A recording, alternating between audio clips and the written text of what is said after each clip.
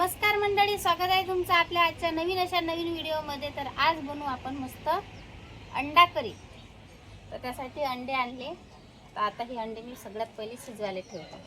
तर आता उन्हाळा लागला, त्याच्यानं काय करायला लागेल आपल्याला, अगोदर पाणी घ्यायचं, पाण्यात मी टाकून पाहायचं एक एक अंड चांगलं आहे की नाही। तर जर समजा चांगलं असलं तर अंदर डुबून बसते, जर खराब असलं तर वरच तरंगते। सगळे अंडे चांगले आहेत। आता पेटू आपण चूल।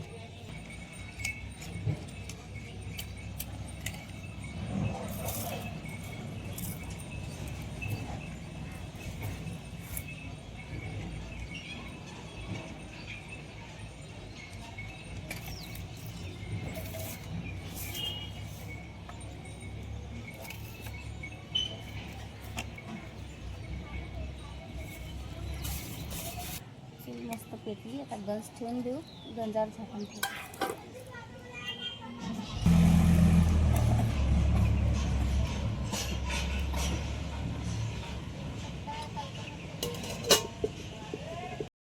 चला, आपले अंडे मस्त शिजले। हे पहा, अंडे शिजले, त्याचे मी टकर काढून घेतले, एका परी थंड्या पाण्यात टाकले, टकरही काढले। तर मी एकूण असे 3 कांदे घेतले। 3 कांदे आता मी कापून घेतले।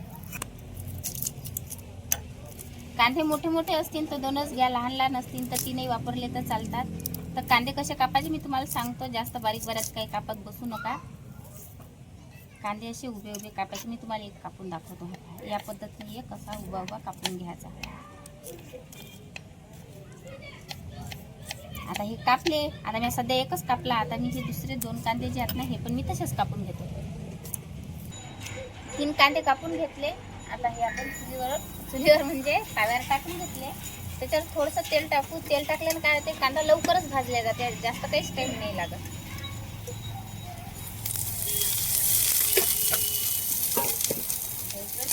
कांदा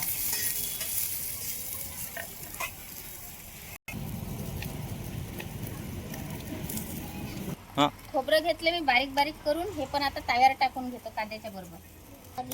कांदा काढून घेतला, मस्त भाजला गेला। 7-8 लसणाच्या पाकळ्या घेतल्या, संबार घेतला। आता हे सर्व मी मिक्सरातून बारीक करून आणतो। एक अद्रकचा तुकडा राहिला होता, तो पण घेतला, ते घेतले। मस्त मी कांदे लसणाची पेस्ट तयार करून आणली, त्याचंच पाणी पण काढलं। या पाण्याचा आपल्याला वापर करायचा आहे आपण आता जे अंडा करी करू राहील ना त्याच्यात। कढई चुलीवर ठेवून घेऊ। कढईत जर तुम्ही भाजी केली ना, तर कढईतली भाजी एकदम चवदार लागते खाण्यासाठी। फोडणीसाठी 2 लवंगा घेतल्या, दालचिनीचा तुकडा घेतला, एक आपलं हे तमालपत्र घेतलं, 4-5 मिरे घेतले। कढई मस्त गरम झाली, कढईत टाकू आता तेल मी 2 माप तेल घेतलं। आता तेलाला मस्त असं गरम होते, साजरं। अर्धा चम्मच जिरं घेतलं। जिरं मस्त तळलं की आपले हे सर्व मसाले आपण घेतले ते टाकून घेतले। आता त्याच्याच बरोबर आपल्याला कांद्या लसणाची पेस्ट टाकून घ्यायची आहे। आता कांद्या लसणाची पेस्ट मस्त आपल्याला परतून घ्यायची आहे।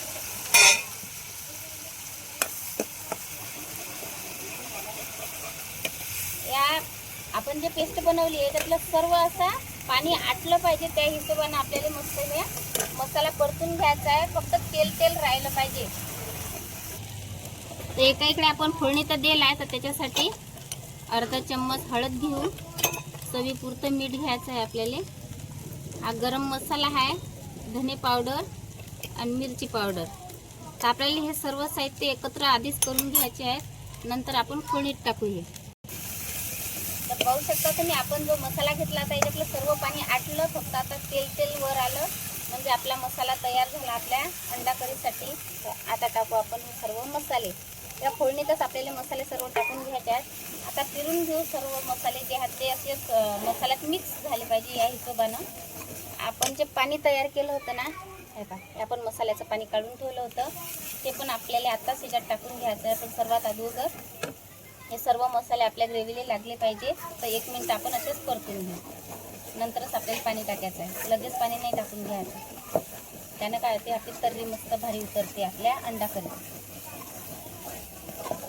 आता खालून लागू राहिला आपला मसाला, त्याच्यासाठी आता टाकू आपण हे मसाल्याचं पाणी। फिरून घेतल्याच्या नंतर आपण याच्यावर 2 मिनिटं झाकण। चला 2 मिनटं झाले. तर्री पा किती भारी उतरली. आता निराशी तर्री चालीवर मस्त लाल सरक झाली. आता सर्व मसाला फिरून घेऊ. अंडे असेच तुम्ही सगळे टाकले तरी पण चालतात, पण मी आता कापून घेतो अंडे. एकाचे 2 भाग केले. हे टाकून घेऊ आपण. आपल्या फोडणीतनी ग्रेव्ही ते म्हटलं तर चालते. ग्रेव्ही आपली एवढी मस्त तयार झाली, एकदम घट्ट घट्ट झाली. तर्री तर लेस मस्त उतरली. जशी हॉटेलात असते ना सेम अंडा मसाला तयार झाला. किती घट्ट घट्ट झाली ना.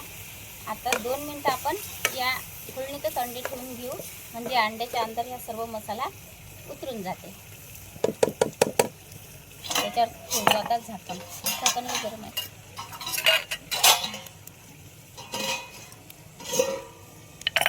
चला आता मस्त अंडे आपल्या ग्रेव्हीतनी मस्त शिजले. सर्व मसाला पण मस्त मिक्स झाला. तर आता टाकू आपण मस्त या अंडा करीत पाणी. पाणी जास्त नाही टाकू.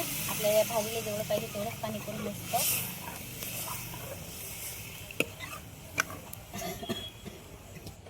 आता ठेवू आपण कढईवर झाकण आणि उखळी मस्त खदखद उखळी येऊ दे आपल्या अंडा करीला.